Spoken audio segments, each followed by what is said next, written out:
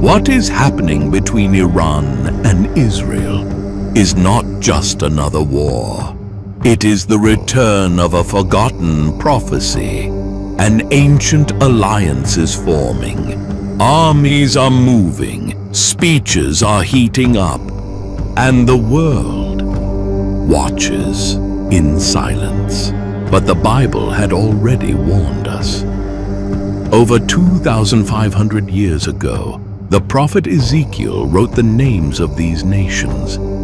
And today, they are in position. Ancient Persia, now called Iran, was once an instrument of God, but now rises as an enemy of the holy people. What caused an anointed nation to become part of the final judgment? This is not a political story. It is a spiritual confrontation, and what you are about to hear may explain what is coming and why the time for decision is running out. And when nothing remains, no alliances, no thrones, no armies, they shall meet again, where all is revealed, in the valley of redemption. The sky over the Middle East knows no rest. On a recent night, Israeli radars detected a swarm of drones departing from Iranian bases in the Persian Gulf. Minutes later, sirens tore through the silence of Haifa, Tel Aviv, and Beersheba as families rushed into underground shelters. The response came in under 2 hours. Israeli Air Force jets crossed Syrian airspace, past the Iraqi border, and launched precision missiles at nuclear facilities near Isfahan. A surgical strike aimed at the heart of Iran's atomic program. This cycle of attack and counterattack, ongoing for more than a week, shows no signs of ceasefire. On the contrary, each explosion heightens the fear that the conflict will escalate into something far greater. A regional war capable of involving Russia, Turkey, militias in Lebanon, and even Western powers with ships stationed in the Mediterranean. From a strategic point of view, Israel is fighting for survival. The country is just over 70 kilometers wide at its narrowest point. A single failure in air defense could result in hundreds of deaths and an unprecedented internal political crisis. Meanwhile, Iran operates from a distance, funding groups such as Hezbollah in the north and Hamas in the south, creating a ring of fire that surrounds the Jewish state from 3 fronts. Behind the scenes, diplomats speak of red lines that cannot be crossed. The military, however, know those lines have been trampled many times in recent decades, and the geopolitical clock now ticks in countdown. Tension is not measured only by intercepted missiles. It is felt in markets that crash when the Strait of Hormuz, a route through which 1/5 of the world's oil passes, closes for a few hours. It is sensed in embassies evacuating non-essential staff, and it hovers over social media where hashtags like #we and #Armageddon trend with each new attack. Meanwhile, defense analysts point to cold numbers. Israel holds around 90 nuclear warheads. Iran is enriching uranium to levels that alarm the International Atomic Energy Agency. And Russia, Tehran's ally, maintains advanced anti-air systems on Syrian soil, ready to be activated. All these elements form a chessboard where each move may trigger a chain reaction. Yet, there is a layer that goes beyond diplomacy and military strategy, a layer that stirs the faith of millions. Biblical prophecy. Pastors, scholars, and the curious turn to the pages of Ezekiel, chapters 38 and 39, texts written over 2 millennia ago, where the prophet describes a coalition of nations rising against Israel in the last days. Among the names listed, one stands out: Persia, the ancient Iran. This link between sacred past and explosive present has made the subject omnipresent in pulpits, podcasts, and viral videos. But before we dive into the story of this ancient power and understand how it went from protecting the Hebrew people in Cyrus's time to becoming the main contemporary threat, we must face the brutal facts of the present. So far, civilian casualties number in the hundreds on both sides. Overcrowded hospitals in Gaza treat victims of Iranian rockets launched from Lebanon. Entire districts in Tehran experience blackouts after cyber attacks crippled power grids. With each new round of explosions, reporters repeat the same question: when will the ceasefire come? The answer never arrives. On the contrary, fiery speeches multiply. Iran's supreme leader declares that the liberation of Jerusalem is inevitable. Israel's prime minister vows to do whatever it takes to stop a Persian bomb. Between one vow and another, the window for diplomacy narrows. In Washington, national security advisors prepare containment scenarios. One of them, revealed in a recent leak, estimates that full-scale war could displace 8 million people in under 30 days. European intelligence officials speak of a high risk of attacks on Saudi Arabian refineries, which would drive oil prices to unprecedented levels. All this comes as the world is already exhausted by successive crises. In refugee camps, children too young to understand politics recognize only the sound of sirens. In synagogues and mosques, religious leaders pray for peace, but know that history rarely follows prayers when cannons are already aligned. To an outside observer, it may seem like just another territorial dispute. Yet those who look with eyes of faith see something greater: the possible convergence of events foretold centuries ago.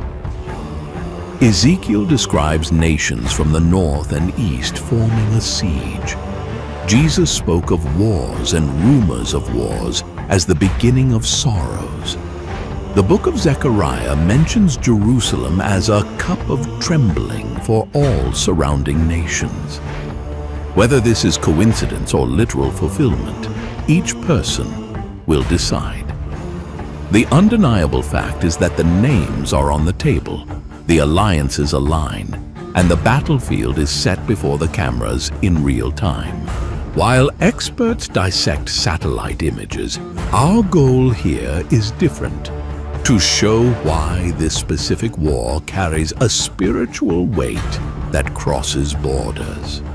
Throughout this video, you will discover how ancient Persia, celebrated in the Bible as a protector of Israel, came to fund its destruction, why powers like Russia and Turkey appear in prophetic texts alongside Iran, and how all of this fits into a narrative that points to an eschatological climax where geopolitics bows before divine sovereignty. But before moving towards the past, we must understand the logic sustaining the present. Israel cannot allow Iran to obtain nuclear capability. It is an existential line.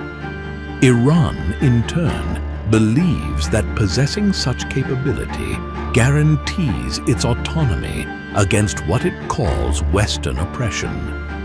This collision of opposing goals has generated the shadow war that has taken place behind the scenes for years. Sabotage, cyber attacks, targeted assassinations of scientists, and which now erupts before the world's eyes. With each detonation comes the question, is this already the beginning of the conflict described by Ezekiel? Perhaps you've never heard of the Ring of Fire, a clandestine route used to transport Iranian missiles from Yemen to Lebanon, or of Project 111, a secret branch of the Persian nuclear program seeking to assemble a compact warhead. You may not know that Israel maintains submarines with nuclear warheads patrolling the Arabian Sea precisely to deter any hostile advance. These technical details rarely appear on the evening news, but they form the real backdrop of the board we are analyzing. And the more you look, the more you realize this is not an improvised conflict. It is a chess match where each piece has been placed over decades. In this context, a question arises, one that echoes in pulpits and Bible study groups. If prophecy already pointed to Persia, why would God allow the drama to reach this point? For some, the answer lies in the prophetic narrative itself. God uses crises to expose the pride of nations and reveal His glory. For others, war serves as a bridge towards a final peace agreement that will open the way for even greater events. There are also those who believe it is all merely historical coincidence. Whatever your point of view, the facts press in. Iran and Israel are on an open collision course, and the outcome will affect not only the region, but the global economy, energy security, and military balance of the planet. This is where this video becomes essential. We are not here to root for any flag or celebrate destruction. We are here to analyze what is at stake, militarily, politically, and spiritually, and prepare you to recognize the meaning behind these movements. Whether the prophecy will be fulfilled tomorrow or decades from now, we cannot say. What we can show is that the signs are aligning in ways we have never seen before, and to ignore them would be to close one's eyes to one of the most dramatic chapters of recent history. In the next few minutes, you will travel through time to revisit the Persia of Cyrus, discover how that empire became today's Islamic Republic, and understand why the Bible links this nation to a final siege against Israel. You will see how Russia and Turkey enter this board, why Saudi Arabia protests but does not attack, and what it truly means for God to put hooks in the jaws of nations to draw them into the valley of judgment. Before turning this page, remember, each missile launched, each calculated speech, and each troop movement tells a story that goes beyond headlines. They tell of a God who still writes the end from the beginning. Stay alert, adjust the volume, and get ready. The Middle East clock will not stop. And when the prophetic hands finally align, you won't want to be caught off guard. See you in the next chapter, where we'll travel back in time to discover how ancient Persia became the Iran that now challenges the world. If today's war seems like lightning in a clear sky, the seed was planted millennia ago. Long before drones cut through the night over Tel Aviv, a people emerged on the high plains of Asia Minor, uniting Median and Persian tribes under a single banner. That people would bear a name that still echoes today: Persia. The Bible mentions it dozens of times, always at key moments in Israel's history. To understand why modern Iran bears the banner of war, we must return to the day when Persia carried the torch of liberation. Around 550 BC, Cyrus II marched on Babylon, dethroned Nabonidus, and shifted the balance of Mesopotamia. Surprisingly, he did not crush Jerusalem. He freed it. 2 centuries earlier, the prophet Isaiah had already recorded the name Cyrus as the Anointed One who would return the exiles to their land. When the decree of return was signed, Jews who had wept by the banks of the Euphrates once again raised the temple. In the eyes of Israel, Persia became a symbol of divine faithfulness. That collective memory still pulses each time rabbis read Isaiah 45. Cyrus inaugurated an empire stretching from India to the Mediterranean, the first multicultural superstate in history. His model of governance, based on roads, couriers, and regional autonomy, inspired Alexander the Great, Rome, and even modern Persian diplomacy. However, greatness comes at a price. After Darius I and Xerxes, Persia lost momentum, faced internal revolts, and was eventually consumed by the Macedonian, who wept for having no more worlds to conquer. With Alexander's death, the Persian satrapies changed hands, but their identity did not dissolve. Zoroastrianism, early Farsi language, fluted column architecture, all remained alive in deserts and ruined palaces.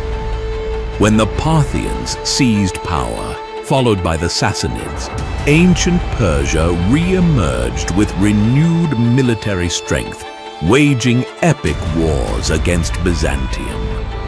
Even when defeated by the Arabs in the 7th century, the nation refused to become just another caliphate.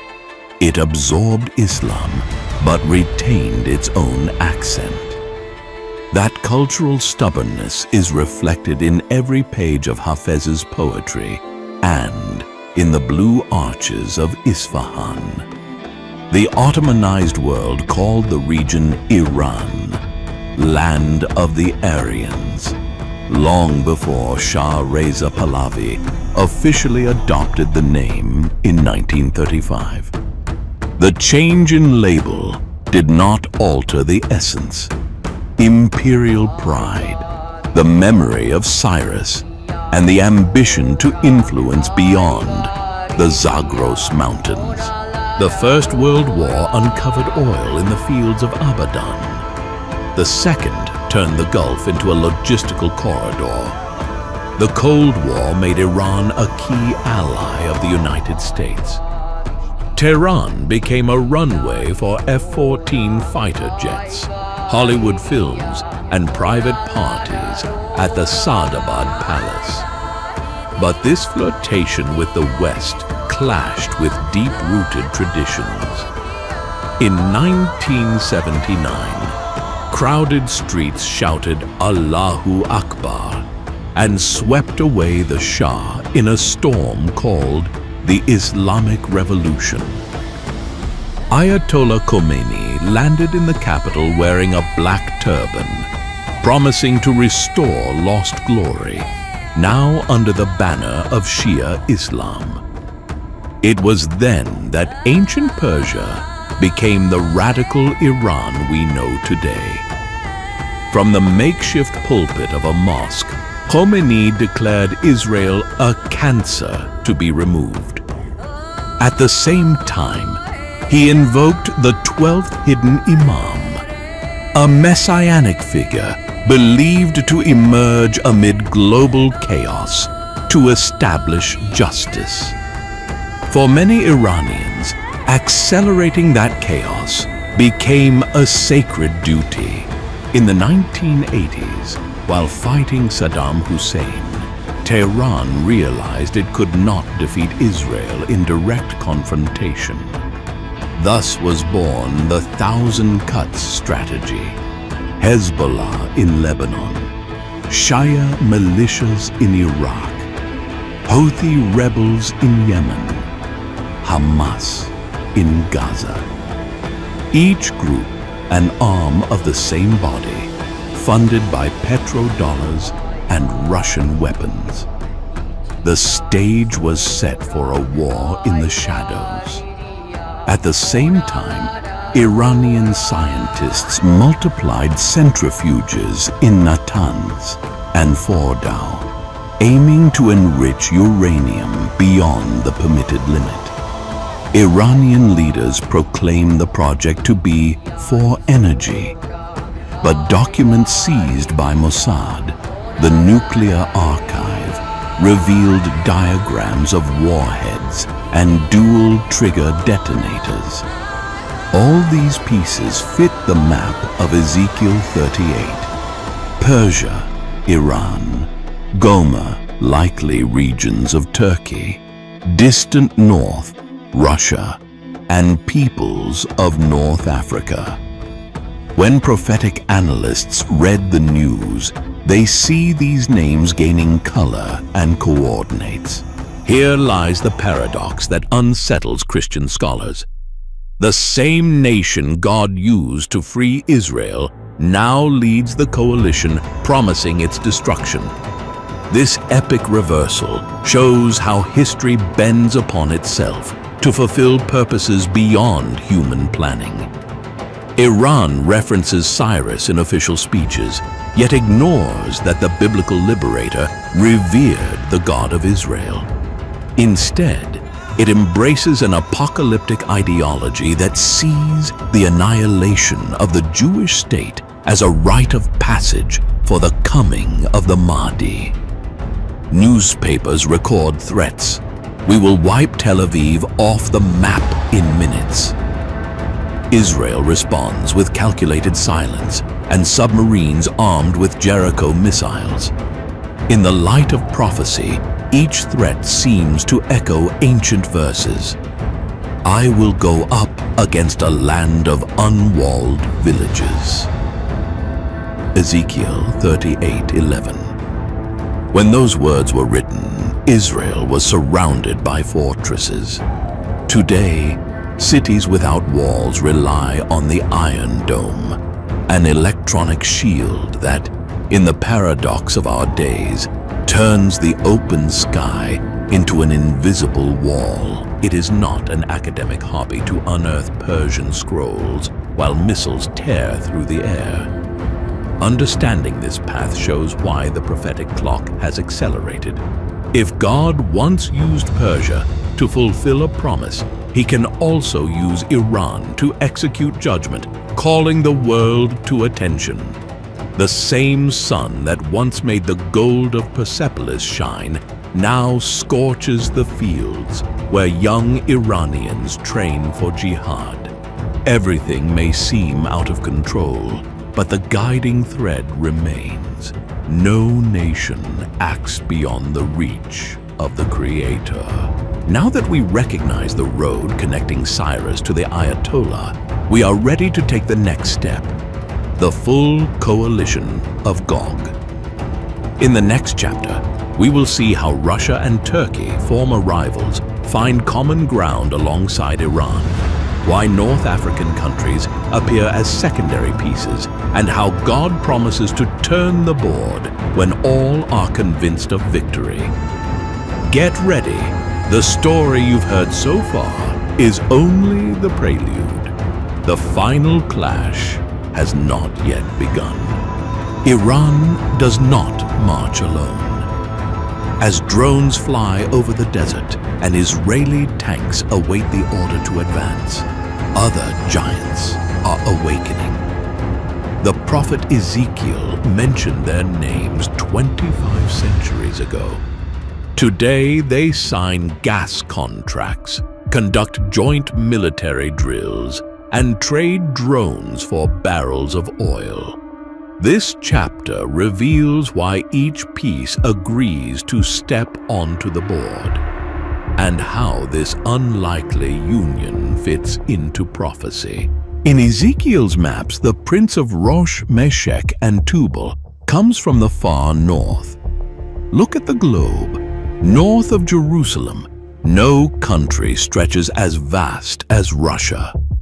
Moscow inherited from the Soviet Union its nuclear arsenal, gas reserves that power half of Europe, and a legacy of veto power in the UN Security Council. Since 2015, Russian troops have operated from Syrian bases just kilometers from Israel. Why would Moscow get involved? 3 clear reasons. 1. Energy. To secure the pipeline corridor crossing Iran, Iraq, and Syria to the Mediterranean, bypassing Western sanctions. 2. Arms market. Tehran buys S-400 air defense systems, attack helicopters, and satellite technology. Exports Russia needs to sustain its own war in Ukraine. 3. Global prestige. Every time Washington hesitates, the Kremlin fills the gap with promises of anti-Western protection. The result? Russian jets patrol Syrian skies. Iranian officers learn to fly Sukhoi fighters. Warships make joint port calls in Tartus. Another piece locks into the board. The Bible mentions Gomer and Togarmah, peoples of Anatolia. Today, this region belongs to Turkey, a nation drifting between NATO and the East. While speaking of democracy to Brussels, President Erdogan dreams of restoring the Ottoman Empire. To get there, he needs 3 cards. Cheap gas from Iran to warm 80 million Turks. Access to Syria to contain Kurdish militias. Control of the Bosphorus Strait as an export route for Russia. In 2022, Turkey made clear that Jerusalem belongs to the Muslims. The rhetoric pleased Iranian leaders. It was no surprise when Ankara signed a naval exercise agreement with Moscow and Tehran in the Caspian Sea. The circle tightens. Ezekiel mentions Kush, a region that includes modern-day Sudan. After decades of civil war, the country became a laboratory for extremist groups, receiving Iranian weapons via Port Sudan. In exchange, it offers territory for training camps, far from Western satellites, smuggling routes crossing the Sahara and reaching Libya, automatic UN votes against Israel. Sudan may seem like a pawn, but it is the bridge linking the Middle East to Africa, the least guarded flank of the Jewish state. The prophet speaks of Put. After Gaddafi's fall, Libya became a mosaic of militias competing over oil and ports. The vacuum drew in Russian advisors, Turkish drones, and Iranian dollars. Israeli intelligence missions report shipments of Iranian anti-tank missiles reaching groups along the Libyan coast, just 1 hour's flight from southern Israel. Libya joins the coalition through economic desperation. It trades port access for promises of reconstruction funded by Tehran and Moscow. Critics ask, why risk global war to invade Israel, a tiny territory? The answer: hidden wealth. In the past decade, Israel has discovered vast gas fields in the Mediterranean, and it serves as a tech hub worth billions.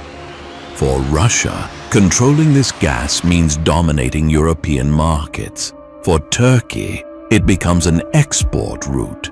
For Iran, it blocks a regional rival.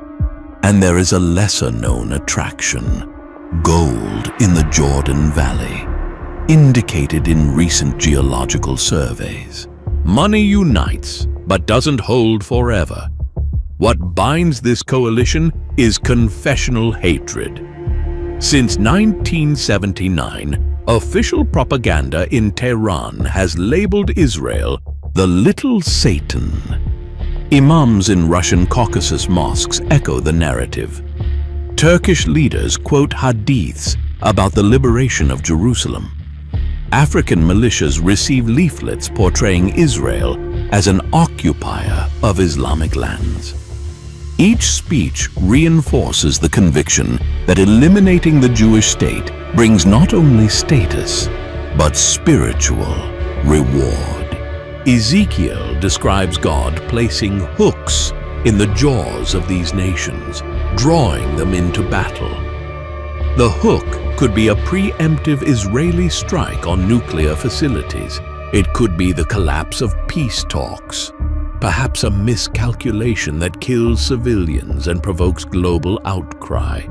The crucial detail: they will believe they move of their own will, but in truth, they will be marching toward a judgment they never foresaw. The prophetic text mentions peoples who protest but do not fight: Sheba, Saudi Arabia; Dedan, the Gulf; and Tarshish, merchant powers. Today, Riyadh fears Iran, but prefers selling oil to facing missiles. For decades, London and Washington have turned a blind eye to regimes that ensure energy flow. When the coalition advances, these nations will ask, why such plunder? But will not lift a finger until it is too late. In 2025, trade data show Iran exporting drones to Russia. Turkey receives discounted Iranian gas. Russian ships supply Syrian ports under Iranian escort. What's missing? A catalyst.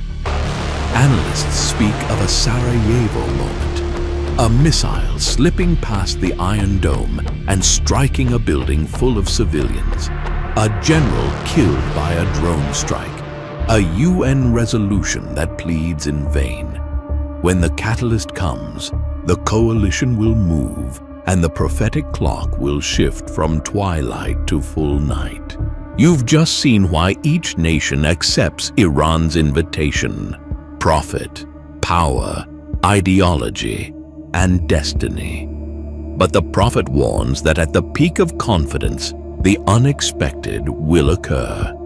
Global earthquake, confusion in the ranks, rain of fire.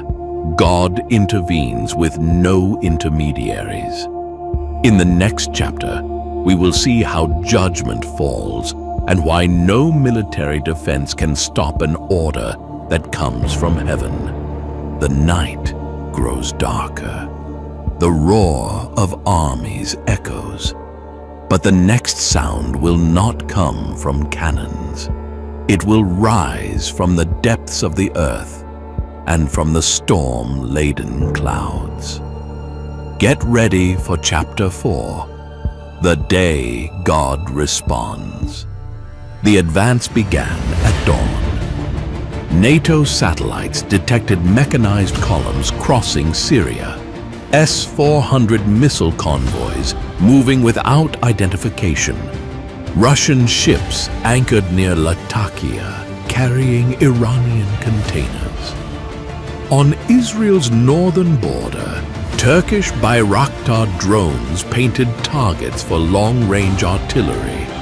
In the south, militias backed by Sudan launched Grad rockets from the Sinai Desert. Midnight, local time, Ezekiel's coalition was finally on the field, certain that nothing could resist it. At 12:03 a.m., an imperceptible vibration ran beneath the soil of Galilee. Seismologists thought it was a minor tectonic adjustment, routine along the Jordan Fault. But the energy did not dissipate. It built. 3 minutes later, monitoring stations in Haifa recorded a magnitude of 5.6. Facades collapsed.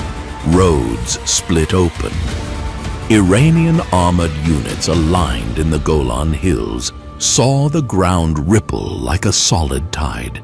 Tracked wheels skidded. Tanks toppled. Even so, commanders pressed forward. Local phenomenon. Proceed. 12:11 a.m. Stations in Istanbul, Moscow, and Tehran reported the same seismic pulse. A synchronized telluric wave, impossible by conventional physics. In Jerusalem, ancient walls vibrated. In the Red Sea, alert buoys rose 60 centimeters in seconds. In the Caucasus, copper mines collapsed. The great earthquake described in Ezekiel 38:19 was taking shape beyond geography, turning the planet into a drum echoing a divine command. Overturned vehicles, fallen antennas, communications cut. Turkish generals tried to reposition air defense batteries, but newly built bridges gave way. Russian troops, experts in electronic warfare, lost connection with GLONASS satellites. Navigation signals looped erratically. African soldiers, with no experience of earthquakes, turned on one another in the dark. From the Iranian command post in Damascus came shouts for coordinates. Only static, echoes, and swearing replied. 12:18 a.m. Tracer fire crossed the sky. An Iranian Nawid missile, programmed for Haifa, misidentified its target and struck a Chechen brigade integrated into the Russian army. A failure in IFF identification friend or foe systems turned allies into threats. Turkish artillery, blind under GPS blackout, shelled a Sudanese column. Exactly as Ezekiel 38:21 had foretold, every man's sword will be against his brother. The coalition tore itself apart from within, without Israel firing a single shot. 12:30 a.m. NASA's meteorological satellites lost image feed. Mid-level clouds appeared out of nowhere above the Jezreel Valley, heavy with supercooled vapor. Hailstones the size of oranges fell at 130 km/h, breaking through light armor. Flames erupted as incandescent fragments, resembling re-entry debris, streaked across the sky. Iranian chemical units feared a nuclear attack. Geiger counters detected no radiation. It was something else.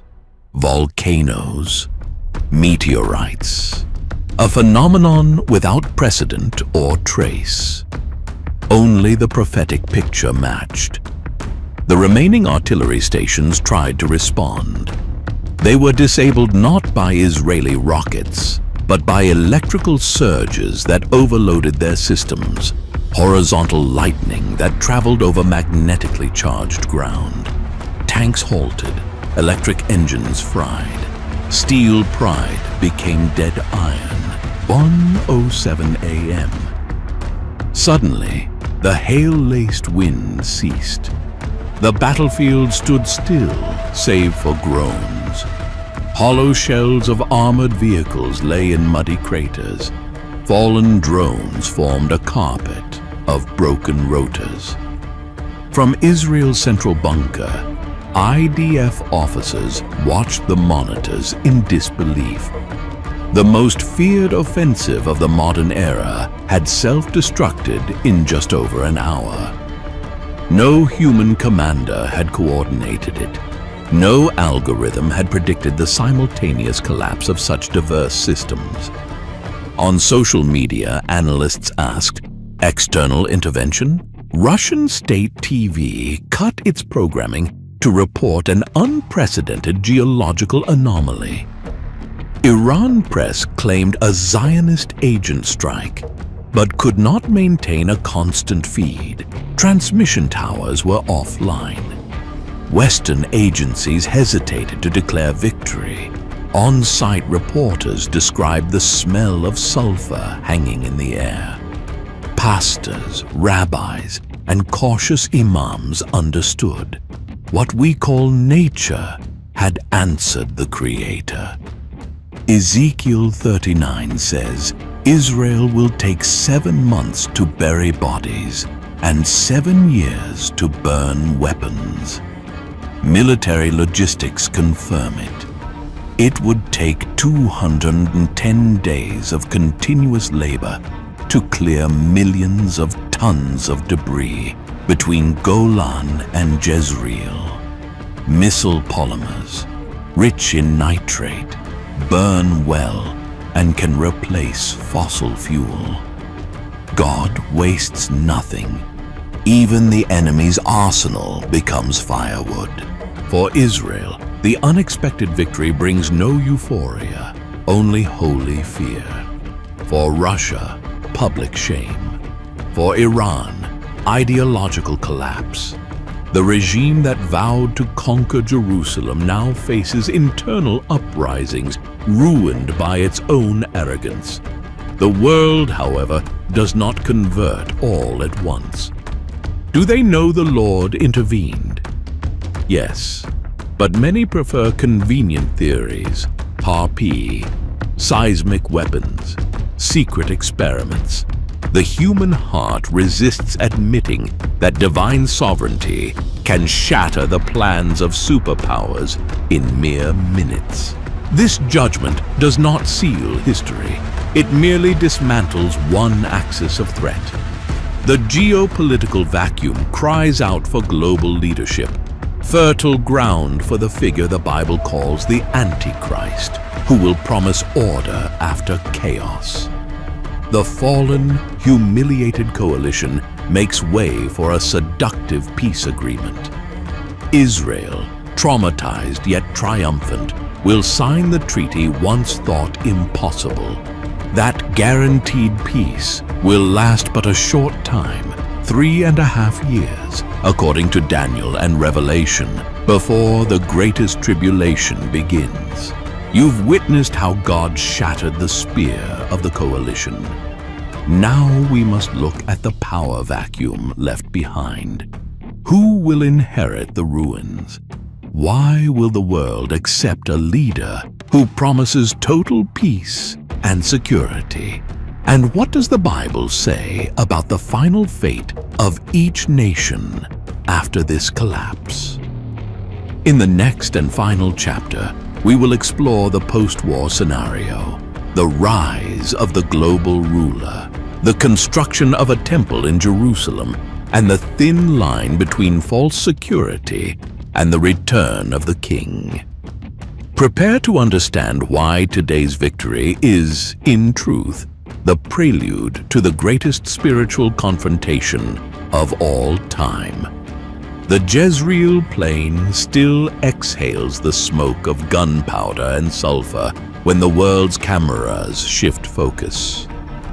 At the United Nations, delegates rush through corridors. In Washington, London, Brussels, and Beijing, heads of state summon crisis cabinets. All ask the same question: who will stabilize the chaos? The anti-Israel coalition lies in ruins, but the power vacuum that emerges is as dangerous as the war just crushed. It is in this silence between two storms that a new figure begins to take shape. Eloquent, charismatic, presenting himself as the solution for an exhausted planet. With Iran, Russia, and Turkey humiliated, oil prices have soared, supply chains are broken, and global markets fluctuate by 15% in a single day. Investors cry out for stability. Governments seek a voice capable of aligning East and West. A leader emerges, not yet known by a unanimous public name, who already presided over economic blocs, engaged with nuclear powers, and built diplomatic prestige. He convenes an extraordinary summit in Geneva under the slogan, Peace, Security, Reconstruction. He promises 1. To freeze sanctions against the defeated, exchanging weapons for infrastructure. 2. To protect Israel through a multilateral mutual defense treaty. 3. To guarantee energy corridors via the Mediterranean, relieving Europe and Asia. In less than 3 weeks, 90% of UN member states sign a preliminary agreement. Headlines celebrate a new global order in the making. Wounded, yet alive, the Israeli government sees a rare chance for full recognition. The global leader proposes a 7-year pact, a curious clause for those who read Daniel 9:27. But to secular diplomats, it seems a reasonable term for border reconstruction. The treaty includes authorization to build a new religious complex in Jerusalem under international oversight, partial demilitarization of the West Bank, guaranteed by multinational forces, Iranian access to humanitarian aid provided it accepts permanent nuclear inspections. The Knesset votes under public pressure. Families want peace. Army reserves need rest. On the 30th of September, Israel signs. The agreement outlines an interfaith area on Mount Moriah, a space where Jews may restore ancestral sacrifices while Muslims retain the dome of the rock intact. 3D engineers design a modular temple to be erected in months. The press calls the project a miracle of coexistence. Tourists return, streaming platforms broadcast construction live. Hashtags explode. Hashtag era of peace. Yet for those who study prophecy, a warning light turns on. Restoring sacrifices without the Messiah points to deception. Jesus taught that the true temple is his risen body. Rebuilding an earthly altar without acknowledging Christ is shadow, not substance. As cranes install columns, the global leader delivers speeches reminiscent of Nebuchadnezzar. We will unite languages, cultures, and faiths under one purpose. Markets rise, local conflicts cease. Cybercrime drops following the launch of a new digital currency backed by a global consortium. Collective admiration shifts toward veneration. Editorials speak of a secular messianic statesman. Telling signs appear. Laws against religious extremism define exclusive faith as hate speech. A biometric ID platform to ensure equitable resource distribution. Global celebrations on the treaty's anniversary with civic liturgy broadcast in 8K. The popular voice echoes, "Who is like him?